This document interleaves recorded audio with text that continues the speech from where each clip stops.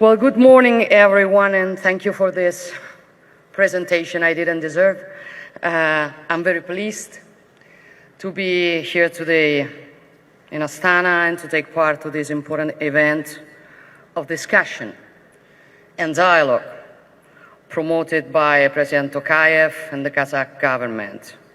To them, I want to convey my greetings, my gratitude for the invitation, and the warm welcome I have been given. Today marks the beginning of my first official visit to Kazakhstan since the start of my term as President of the Council of Ministers of the Republic of Italy. A visit that I do not consider just protocol, but of substance. We intend to seal the friendship that unites our nations with concrete facts by enhancing our strategic collaboration on many crucial fields.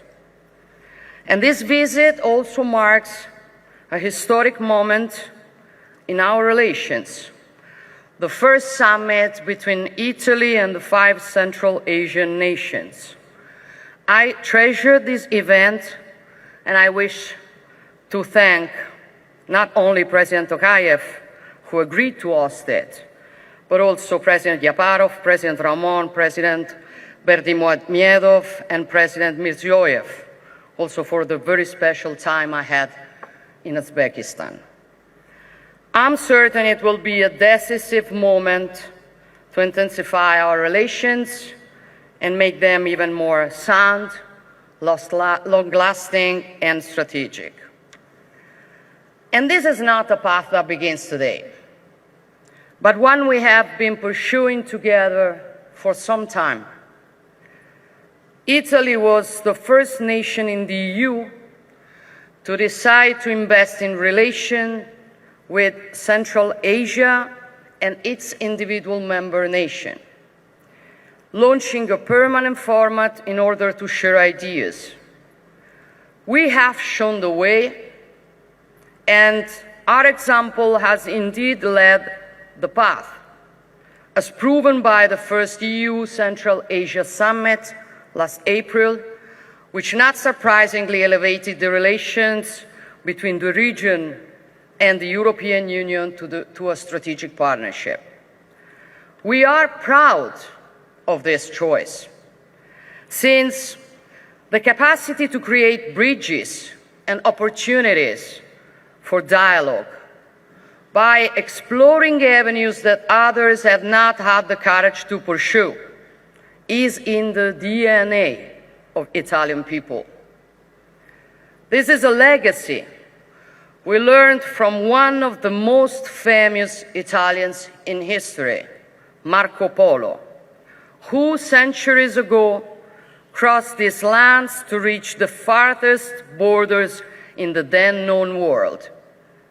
There is no better symbol to describe what we celebrate today: cooperation, vision, responsibility, but also the ability to look beyond the horizon and to learn, to understand others, their values, their potential, with respect and with humility. One of the fathers of modern geopolitics, Halford Mackinder, made the argument that Central Asia represents one of the pivots around which the fate of the world revolves. I'm not a geopolitical scholar, but I simply observe reality. And reality tells us this region has always been a crossroads between the West and the East, and occupies a strategic role in the global scenario. Moreover, in difficult times as those we are in.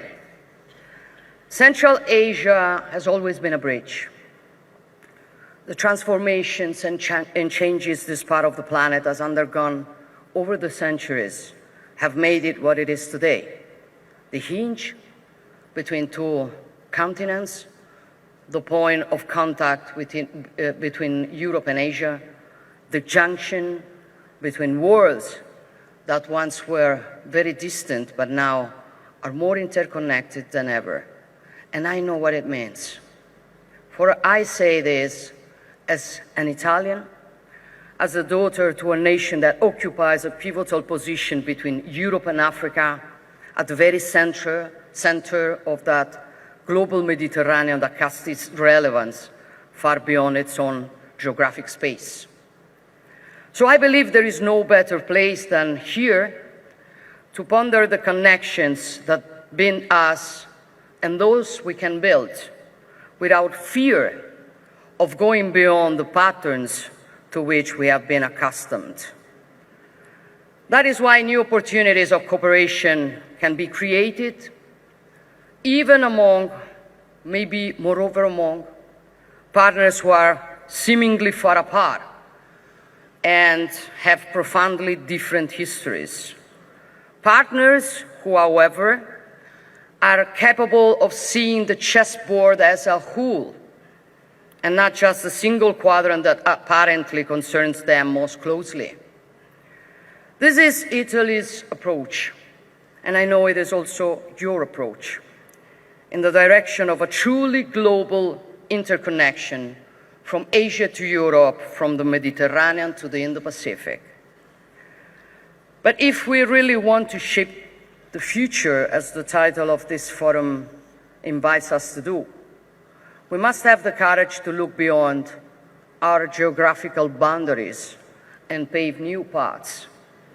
Starting, of course, with what already unites us and makes our relationship extremely strong.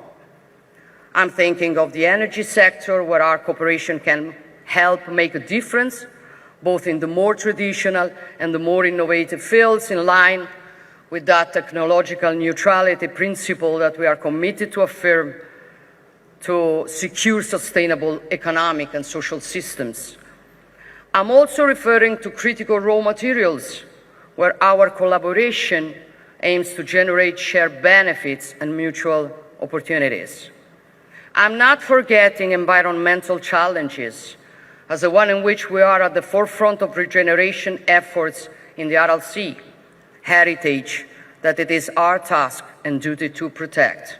The Italian Climate Fund is an important tool we would like to harness even more to strengthen further shared projects.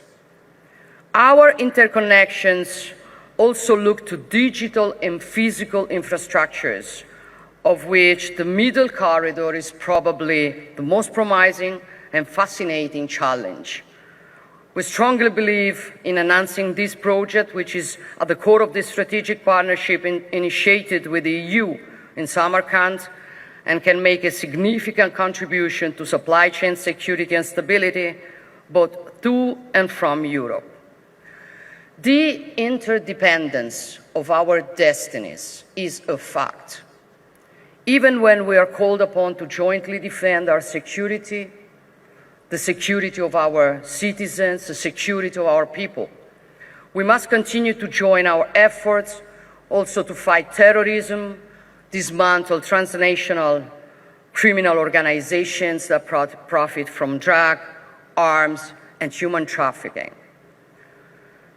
So, dear friends, everything around us seems to be changing, and the few certainties we thought we had are no longer there. In this shifting epoch, the homogeneous blocks of the past no longer exist, and relations between nations are based on new and very often unprecedented patterns. Present times are challenging us, testing each of us, but it is an occasion. It is an occasion of showing our value, and it is up to us to decide how to act. We can take refuge in the now faded certainties of the past, or we can try to look beyond, showing the courage that our peoples expect from us. I have no doubt, and I know that I'm not alone along this path. Thank you very much.